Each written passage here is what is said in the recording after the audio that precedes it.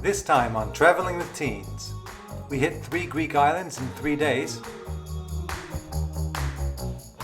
And we answer the question, is Le Petit Chef really worth the money? Welcome back to Traveling with Teens, and if you're new around here, hello. This vlog series covers our summer Mediterranean cruise on board the Celebrity Constellation. Today's installment features 3 Greek islands that we visited on our 9-day Best of Eastern Med cruise, as well as our first and last meal at Le Petit Chef. By the way, we've just hit 100 subscribers in our first 3 weeks, thanks to you. If you haven't already, join us to become one of our first 250 subscribers. You'll be informed when our next video drops every Monday. The fantastic summer weather continued as we arrived in Rhodes. Armed with hats, water and sunscreen, we set off on foot to explore Rhodes town, which is only a few steps away from where we docked.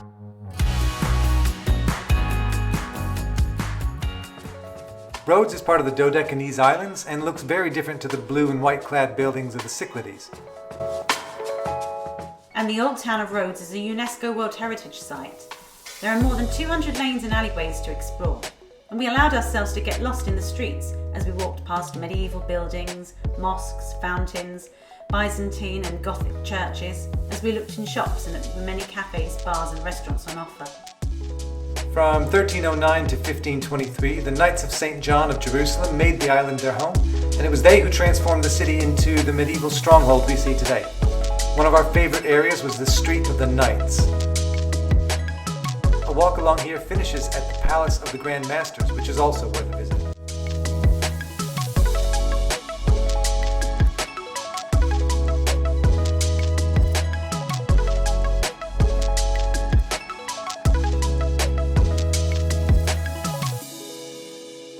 It was really hard deciding where to stop for coffee as everywhere looked fantastic.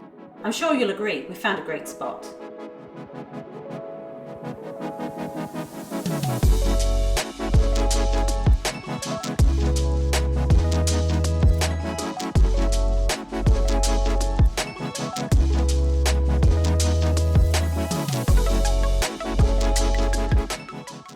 Even without an excursion, everywhere you turn in Rhodes, there's something beautiful or interesting to see.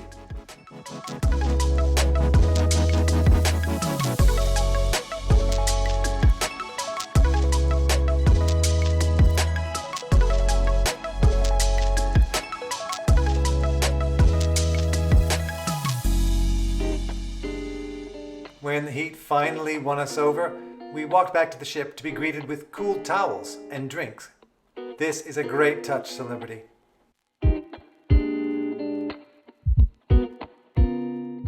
We watched Sailaway from our balcony, which was lovely as we hugged the coastline for the longest time and had some great views.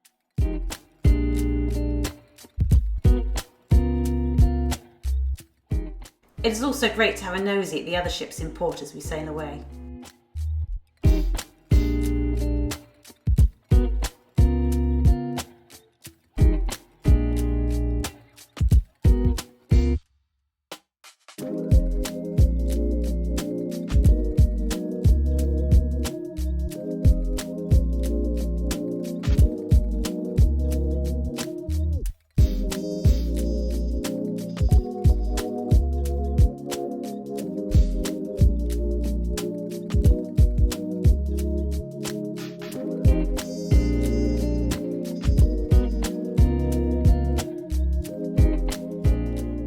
After dinner that evening, we went up to the pool deck to join in the Abba sing-along. This was really good fun, and once again, there was a real mix of ages participating. They even had a screen up with the lyrics for younger people who didn't know the lyrics. It was a fairly late night, but we had no plans to get up in the morning, as we weren't planning on getting off the ship in Santorini, which was our next port of call.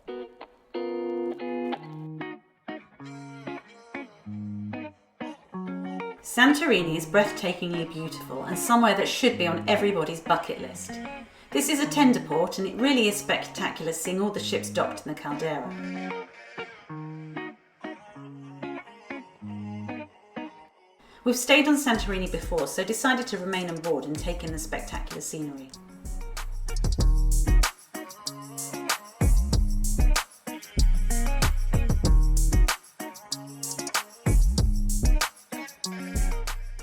During peak season, Santorini gets very busy. And why wouldn't it? It is a fantastic place. But it's just a little difficult to get from the tender to the town of Fira above when it's so busy. There is a cable car that takes you up and down the cliff, which costs €6 one way, but the line is very long, especially coming down. Some of our fellow passengers said they waited almost 2 hours to get back to the ship.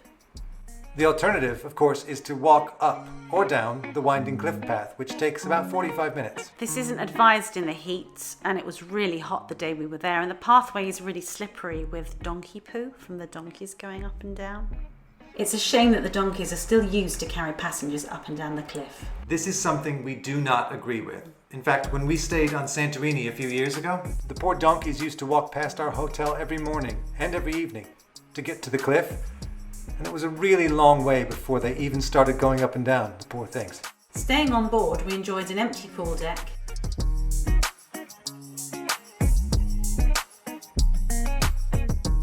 the gym, and a quiet breakfast. That evening we booked Le Petit Chef for dinner, and we were really looking forward to it. We had a light lunch to make sure we would be hungry enough for what we hoped would be a great experience. Le Petit Chef is one of the specialty dining restaurants on board. There's an upcharge for this. And the interesting thing about this is that the little chef is projected onto the dinner plates. There are 2 seating times at Le Petit Chef. We had the later one at 8:30 p.m., but our dinner didn't actually start until nearly 9. Which would have been fine, but we hadn't even been offered a glass of water or any drinks by this point. There were 2 menu options, the seafood menu, which would tie in with the animation on the plates, or the meat option. We all chose the seafood as we wanted the full experience. However, we all wished we had gone with the meat as we were all starving by the end. The portion sizes were tiny compared to the meat eaters in the restaurant, who all had much fuller plates. And although the animation was quite cute, it wasn't anything really special in our opinion. When you consider that similar dining experiences, such as Animator's Palette on Disney Cruise Line, are complimentary, the $200 plus price tag for a family of 4 just didn't seem value for money to us.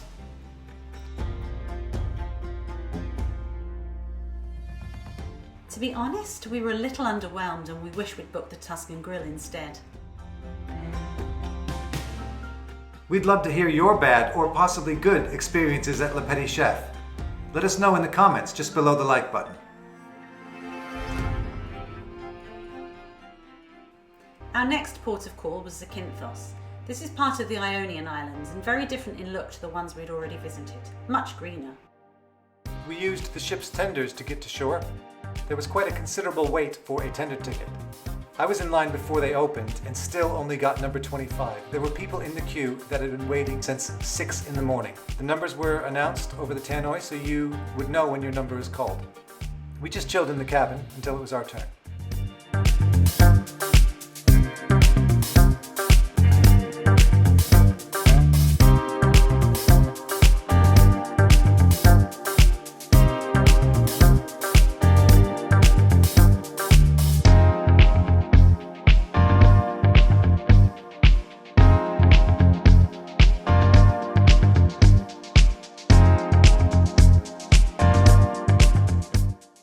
Quite late in the morning by the time we'd made it to shore, so we decided against booking any tours as nothing really appealed. Instead, we decided to have lunch in a local taverna.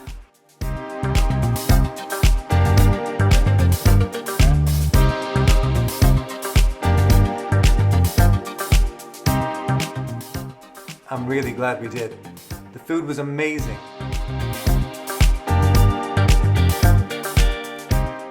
And we had a really relaxing time.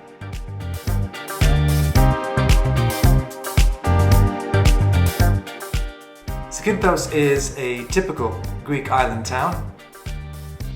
And there's a few excursions you can do. You can go to the famous shipwreck beach, you can go and see the turtles, but it's also very nice to just have a wander and explore, which is what we decided to do.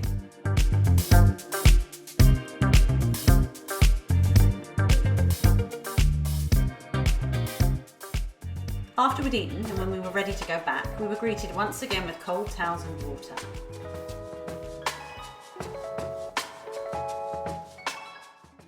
Our tender was being driven back by one of the younger officers who was being taught how to manoeuvre the tender boat. She did a really great job. It is fantastic to see so many women taking on these roles. When we worked on cruise ships, this really wasn't the case at all, and it's great to see that times have changed. Celebrity, of course, has the fantastic Captain Kate as a role model, not just for other females in the company, but anyone wanting to have a career at sea. And she has a fantastic cat. Well done, Celebrity, for moving with the times and being so positive and inclusive. That evening we ate in the main dining room and we had a great time. The food seemed to get better and better every evening in the main dining room on this cruise.